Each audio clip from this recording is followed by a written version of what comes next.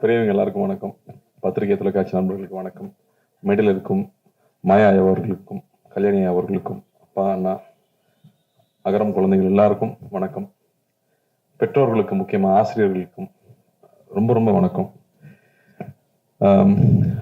நான் 2 வயசு இருக்கும்போது ஆரம்பித்த ஒரு அறக்கட்டளை. அது சின்ன வயசில் ஆத்தா சொல்லுவாங்க, எது பண்ணாலும் தொடர்ந்து பண்ணுற மாதிரி இருக்கணும், ஆரம்பிச்சு நிறுத்தக்கூடாது. இது சின்ன வயசில் நான் கேட்ட ஒரு வார்த்தை. ஆனால் அது தொடர்ந்து பண்ணுறது அப்படிங்கிறது அவ்வளோ ஈஸி இல்லை. நான் சின்ன வயசுலேருந்து பார்த்துருக்கேன். நினைவு தெரிஞ்ச நாள்லேருந்து வீட்டில் தான் அந்த ஃபங்க்ஷன் நடக்கும். சிவகுமார் கல்வி அறக்கட்டளை ஃபங்க்ஷன் நடக்கும். நாங்கள் சின்ன பசங்களாம் ஸ்கூல் படிச்சுட்டு இருக்கும்போது இருந்தே அந்த ஒர்க்கை பார்த்துருக்கோம். இன்றைக்கி ரொம்ப ஈஸி கம்யூனிகேஷன். ஒரு செல்ஃபோன் இருக்குது, நம்ம தெரிஞ்சவங்களை எங்கேனா ட்ராக் பண்ணி பிடிச்சிடலாம். ஆனால் அப்போ வந்து ஸ்கூலில் ஃபஸ்ட் மார்க் வாங்கின பசங்க, ஸ்டேட்டில் ஃபஸ்ட் மார்க் வாங்கின பசங்களை தேடி பிடிக்கணும்னா அது ஒரு பெரிய வேலை. அப்பாவோட ஃப்ரெண்ட்ஸ் வீரனன் மாமா இங்கே நான் நினச்சி பார்க்குறேன், ராவ் அவர்களை நினச்சி பார்க்குறேன். அவங்க 3 பேர் ஒரு ஸ்ட்ரீட்ல இருந்து 3 பேர் சேர்ந்து நம்ம ஏதாவது ஒன்று பண்ணணும். அப்பாவுடைய 100வது படம் முடியுது. அந்த 100வது படம் எடுத்து முடிக்கும் போது எல்லா தயாரிப்பாளர்களும் 100 தயாரிப்பாளர்களையும் கூப்பிட்டு ஒரு கேடயம் கொடுக்குறாங்க. எம்ஜிஆர் அவர்கள் தலைமையில் அப்பா அறிமுகப்படுத்தின இயக்குநர்கள் கலந்துக்கிறாங்க. கமல் சார் வந்து அப்போ வளர்ந்து வரும் ஹீரோ, அவரும் கலந்துக்கிறாரு. அவர் அந்த ஃபங்க்ஷனில் பாராட்டி பேசுகிறாரு.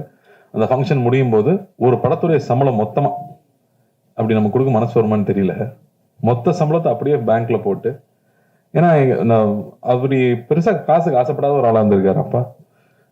நான் தான் சொல்லுவோம், கிண்டல் பண்ணுவாங்க சொந்தக்காரங்களாம், வர்ற காசை கூட வேணான்னு சொல்லிடுவார் இவர் அப்படின்னு. பட் அவரை பற்றி அது கவலைப்பட்டுக்கல. அவர் அப்படிதான் வாழ்ந்திருக்காரு. அந்த காசை போட்டு அந்த காசுல வர வட்டி எடுத்து பரிசு வழங்க ஆரம்பிச்சிருக்காங்க. முதல் பரிசு 1000 ரூபாய், அப்புறம் 750 ரூபா, அப்புறம் 500 ரூபாய். இந்த 1000 ரூபாய் பெரிய காசா அப்படின்னு நான் யோசிச்சு பார்க்கலாம். சரி, தங்கம் அப்ப என்ன விலை இருந்திருக்கும் 1979ல யோசிச்சு பார்த்தா அது 750 ரூபா இருந்திருக்கு. ஸோ கிட்டத்தட்ட வந்து ஒரு 1.5 சவரன் வாங்குற அளவுக்கு பரிசு தொகை கொடுத்துருக்காங்க. தொடர்ந்து 25 வருஷம் அந்த ஃபங்க்ஷன் நடந்துட்டே இருந்துச்சு. ஒவ்வொரு வருஷமும் சின்ன சின்ன ஊர்கள்ல இருந்து எங்க இருந்தாலும் தவறாம வந்து அப்பா கிட்ட பரிசு வாங்கிட்டு போவாங்க. நாங்க வெளியூர்ல எங்க ஷூட்டிங் போனாலும் அப்பாவோட படங்களை பத்தி பேசுறாங்களோ இல்லையோ, ஆமா அவங்க அப்பா வந்து படிப்புக்கு வந்து ஹெல்ப் பண்ணுவார்ல அப்படின்னு சொல்லுவாங்க. ஸோ அதை தொடர்ந்து பண்ணதுதான். அதுக்கப்புறம் 25வது ஆண்டுக்கு அப்புறமா அகரம் எடுத்து அதை செய்ய ஆரம்பிச்சது. அகரம் எடுத்ததுக்கு அப்புறமா தான் வந்து வெறும் ஃபர்ஸ்ட் மார்க் எடுத்தது மட்டும் கிடையாது, எங்க இருந்து ஃபர்ஸ்ட் மார்க் எடுத்தான் அப்படிங்கிறது ரொம்ப முக்கியமா இருக்கு அப்படிங்கிறது புரிதல் வந்துச்சு. எந்த இடத்துல இருந்து ஆரம்பிச்சு படிச்சு வந்தாங்க. இன்னைக்கு வந்து ஒவ்வொரு பசங்களும் அவங்களுடைய பேக்ரவுண்ட் சொல்லும் போது அப்பா எங்கிருந்து வந்தாருன்னு யோசிக்க முடியுது. எங்கனால அதை நான் சொல்ல முடியாது. நாங்க வந்து ஆசீர்வதிக்கப்பட்டவங்க அப்படின்னு தான் சொல்லிக்கணும், இல்ல போன ஜென்மத்து புண்ணியம்னு சொல்லிக்கலாம். அப்பாவுக்கு பையனா பிறந்ததுனால பல விஷயங்கள் கடந்து வந்துட்டோம். ஆனா அப்படி இருந்தாலும் வந்து எதுவும் தெரிஞ்சுக்காம இங்க வந்துட முடியாது. இதுக்கு பயங்கர ஹார்ட் ஒர்க் தேவை. யாரு எந்த இடத்துல ஆரம்பிச்சாலும் ஹார்ட் ஒர்க் பண்ணி தான் ஆகணும். இந்த கீழ இருந்து ஆரம்பிச்சு நான் ரொம்ப கஷ்டப்பட்டேங்க அப்படிதான் வர முடிஞ்சுன்னு சொன்னா அது உண்மைதான். கஷ்டப்படாம எதுவுமே கிடைக்காது. எல்லாருமே உழைச்சுதான் வர முடியும். எந்த விலை கொடுக்காம எதுவுமே கிடைக்காது. அந்த விலை எப்பவுமே காசு பணம் கிடையாது. உங்க தூக்கமா இருக்கும், உங்களுடைய சந்தோஷங்களா இருக்கும். இங்க இருக்கிற எல்லாருமே ஏதோ ஒண்ணு பெருசா விலை கொடுத்து இழந்துதான் இன்னைக்கு அவங்க படிச்சு இங்க வந்திருக்காங்க. அதனால இன்னைக்கு ஹார்ட் ஒர்க்கோ நம்ம தியாகம் பண்ணிக்கிற விஷயம் என்னவோ நிச்சயமா அது பரிசளிக்குது. இல்லைங்க நான் வாழ்க்கை பூரா உழைச்சிட்டே இருக்கேன், எனக்கு எதுவுமே கிடைக்கலன்னு சொன்னா நீ ரொம்ப நாள் வெயிட் பண்ணா ரொம்ப பெருசா கிடைக்கும். நீ கொஞ்ச நாள் வெயிட் பண்ணா சின்னதா கிடைக்கும், ரொம்ப நாள் வெயிட் பண்ணா ரொம்ப பெருசா கிடைக்கும். அதனால எக்காரணத்தை கொண்டும் தளர்ச்சி ஆடவே வேண்டாம். தொடர்ந்து பயணிக்கணும்னு நான் உங்களை கேட்டுக்கிறேன். தைரியமா இருங்க. இங்க அகரம்ல ஒவ்வொரு வாட்டியும் நான் பசங்க கேட்கறது வந்து ஊர்ல இருந்து படிச்சு சென்னைக்கு வந்துட்டான், சிட்டிக்கு வந்துட்டான். பசங்களை முக்கியமா வந்து சிட்டிக்கு கொண்டு வந்து படிக்க வைக்கணுங்கிறதான் ஒரு ஆசையை. அங்க பக்கத்துல இருக்கிற காலேஜ்ல படிக்க வச்சிடலாமே அப்படின்னா அங்க இருந்து அங்க எக்ஸ்போசர் சின்னதா தான் இருக்கும். நேற்று யூடியூப்ல பார்க்காம ஒருத்தர் சொன்னாரு, சார் நீங்க இந்தியாவில இருந்து சம்பாதிச்சா 1 லட்சம் சம்பாதிக்கிறீங்கன்னா அப்படியே அமெரிக்கா போனா 5 லட்சம் சம்பாதிக்கலாங்கிறாங்க. அப்ப சின்ன கிராமத்துல படிச்ச பையனுக்கு என்ன தெரிஞ்சுக்க முடியும்? அங்க இருக்கிற ஒரு கல்லூரியில படித்த அந்த அளவுக்கு தான் அறிமுகம் இருக்கும்.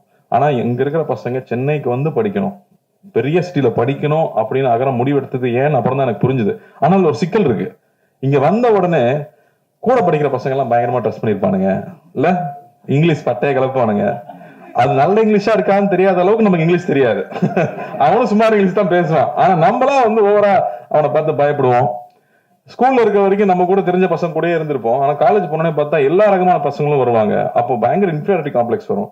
சிட்டில படிச்சுட்டு போன எனக்கே இன்ஃபீரியாரிட்டி காம்ப்ளெக்ஸ் வந்துச்சுன்னா அப்புறம் கிராமத்துல இருந்து படிச்சு வர பசங்க இன்ஃபீரியாரிட்டி காம்ப்ளெக்ஸ் இருக்காம போயிடுமா? தயவு செஞ்சு அதெல்லாம் வச்சுக்காதீங்க. 1 வருஷம் 2 வருஷம் கஷ்டமா இருக்கும். அதுக்கப்புறம் அவங்களோட பெட்டரா நீங்க ட்ரெஸ் பண்ணுவீங்க. ஏன்னா நான் பாத்துருக்கேன், என் கூட படிச்ச பசங்க திருநெல்வேலில இருந்து வருவானுங்க, அப்படியே நம்ம ட்ரெஸ்ஸிங் எல்லாம் பார்த்துட்டே இருப்பானுங்க. 3rd இயர் வரும்போது பார்த்தா நம்மளோட பெட்டரா ட்ரெஸ் பண்ணுவானுங்க. டே எங்கடா அதெல்லாம் வாங்குறீங்க அப்படின்னு கேட்டா அவன் அவ்வளவு ஷார்ப்பா இருப்பான். சோ எது வேணும்னு நீங்க ஃபிக்ஸ் பண்ணிட்டீங்கன்னா போதும். நான் இந்த அளவுக்கு ஸ்டைலா பேசணும், நான் இந்த அளவுக்கு இந்த சப்ஜெக்ட்ல ஷார்ப்பா இருக்கணும், இதுல தான் நான் அச்சீவ் பண்ண போறேன்னு ஒரு டார்கெட் ஃபிக்ஸ் பண்ணுங்க. டார்கெட் ஃபிக்ஸ் பண்ணாம இருந்தா எதுவுமே கிடைக்காது. என்ன வேணும் அப்படின்னு கேட்டா இங்க கிடைக்குது. இந்த பிரபஞ்சம் அதுதான் சொல்லுது. சோ என்ன வேணும் அப்படிங்கறத மட்டும் கிளியரா முடிவு பண்ணிட்டீங்கன்னா அப்புறம் உங்களுக்கு வந்து ஸ்டாப் பண்ற எதுவுமே கிடையாது. நீங்க பாட்டுக்கு போயிட்டே இருக்கலாம். ஏன்னா நான் 25 வயசு, எங்க அப்பா எனக்கு சொன்னது அதுதான். 25 வயசுக்குள்ள வாழ்க்கையில் என்ன பண்ண போறேன்னு முடிவு பண்ணிடு அப்படின்னாரு. நானும் 18 வயசுல இருந்து யோசிக்கிறேன் என்ன பண்றதுன்னே புரியல. எல்லாரும் வந்து நம்ம பையன் ஒருத்தன் வந்தானே, இங்க யாரு பிரச்சனை, நீ தானே பேசிக்லி லைக், நான் அப்பவே தெரிஞ்சது இன்ஜினியர். அது ஃபர்ஸ்ட் எதை கத்துக்கிறோமோ இல்லையா, ப்ராஜெக்ட் டைப் பண்ணும்போது பேசிக்கலி லைக் வந்துடும். சோ என்ன நானும் ரொம்ப இன்ஜினியரிங் படிக்க வச்சாங்க. எப்படி என்ன கனவுல எங்க அண்ணன் வந்து ஃபேக்டரி ஆரம்பிப்பாரு, அதுல போய் நாம அப்படியே சின்ன முதலாளியா சேர்ந்துடலான்ற ஒரு நினைப்புல அது நடக்கல. அதுக்கப்புறம் என்ன பண்றதுன்னு தெரியல. அப்புறம் தான் சரி, ஏதோ நீ வாழ்க்கையில முன்னுக்கு வரணும்னா படிச்சாகணும், நம்மளா ஒரு பாதையை தேர்ந்தெடுத்துக்கணும்னு போனேன்.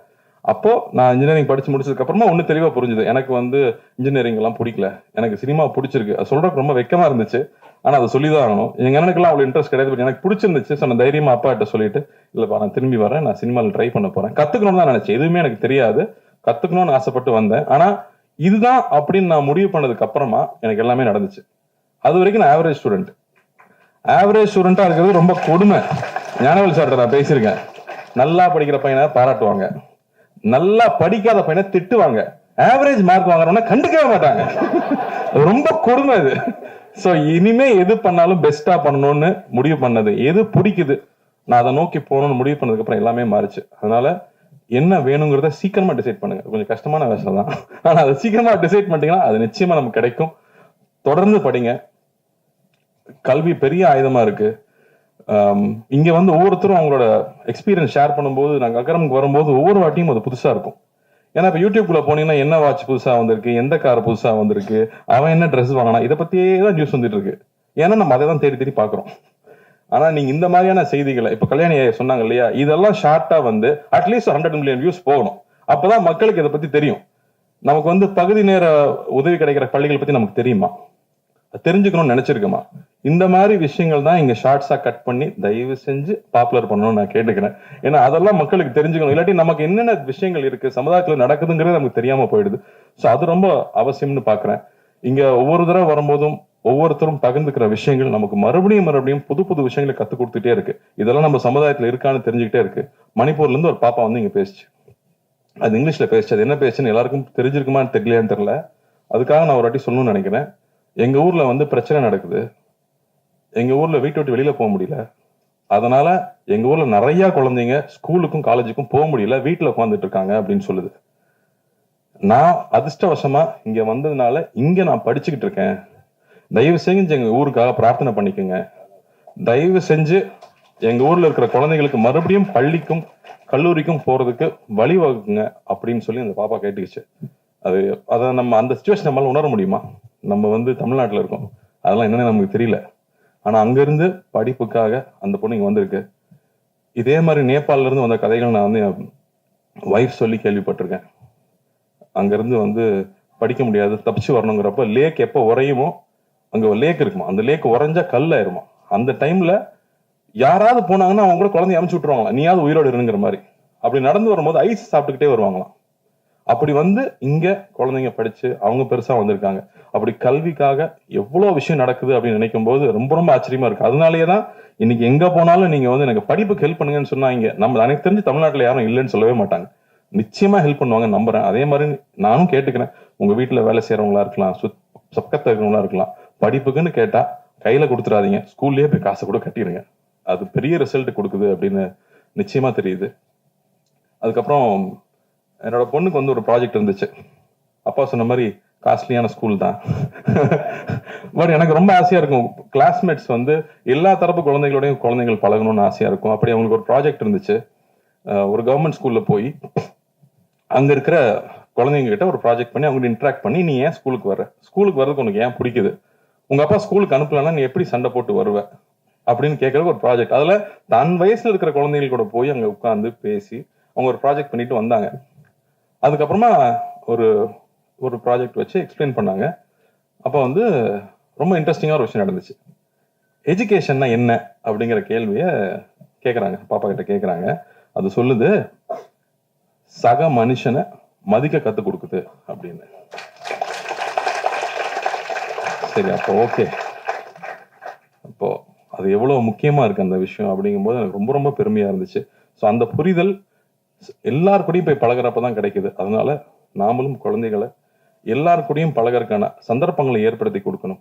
அப்போதான் தன்னுடைய வாழ்க்கை, தனக்கு கிடைச்ச விஷயங்களை மதித்து நேரான வழியில், அப்பா சொன்ன மாதிரி அந்த டிசிப்ளினும் அந்த கல்வியை நோக்கி போகிற உழைப்பும் ரொம்ப முக்கியமாக இருக்கும். ஸோ அதை நாமளும் செய்யணும்னு நான் கேட்டுக்கிறேன். வாய்ப்பளித்ததுக்கு நன்றி. ரொம்ப ரொம்ப சந்தோஷம். அகரம் தம்பி தங்கைகள் எல்லாருக்கும் என்னுடைய வாழ்த்துக்கள். தைரியமா இருங்க. என்னைக்கும் எந்த காம்ப்ளெக்ஸும் வச்சுக்காதீங்க. ஒருத்தனுக்கு 1 வருஷத்துல கிடைக்கும், ஹார்ட் ஒர்க் பண்ணா நமக்கு 5 வருஷத்துல கிடைக்கும், இல்லை 10 வருஷத்துல கிடைக்கும். ஒர்க் பண்ணுங்க, எவ்வளோ லேட் ஆகுதோ அந்த அளவுக்கு போனஸ் பெருசா கிடைக்கும். அவ்வளவுதான்.